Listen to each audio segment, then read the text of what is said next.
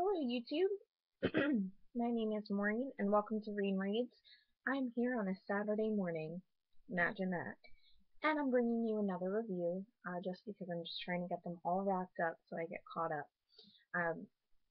So I'm nearing where I've left off currently. It's very exciting. I have a review for you, and I was really hesitant to do this review. I'm always hesitant to do reviews when I'm not particularly fond of the book. Um, just because it's kind of hard for me to explain why I don't like it. But there are parts about this book that I really enjoyed. Again, this was from Spellbound Books on Instagram at Spellbound Books, hashtag book challenge. This is one of the other books that was on the book challenge. And just get ready for a semi-negative review. But here it is. I'm going to be reviewing Kate Atkinson, Life After Life.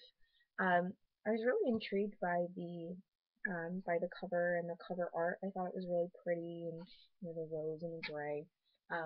This book follows the main character, Ursula Todd, and she is born on a snowy night in 1910. And she's born and she quickly passes away. And every time she passes away, she kind of gets born again, but in a different life. And the circumstances kind of change every time she's born. Um, that's the main plot of it.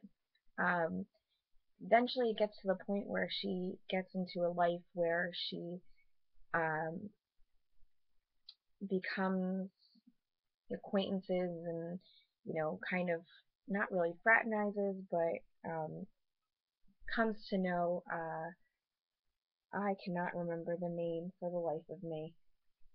Oh, this is not good. I probably should have done my research. I can't remember, but she ends up kind of getting into Hitler's circle, and it's just a very interesting from there. Um, Structurally, the book was extremely interesting because you're going through her different timelines and her different lives.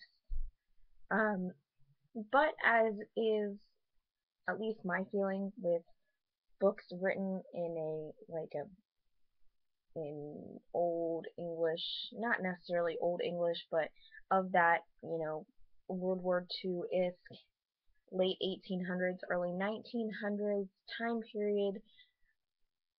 I don't know what it is about it, but I feel like there's no explanation as to why things happen to characters. Things kind of just happen and that's the way it is. Never really get their full feelings about it. You never really see past this.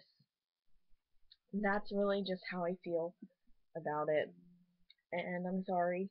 Um, the only part I really found interesting was the whole Hitler timeline, and I thought that was cool. A little bit of historical fiction in there. Um, Page-wise, the book was, is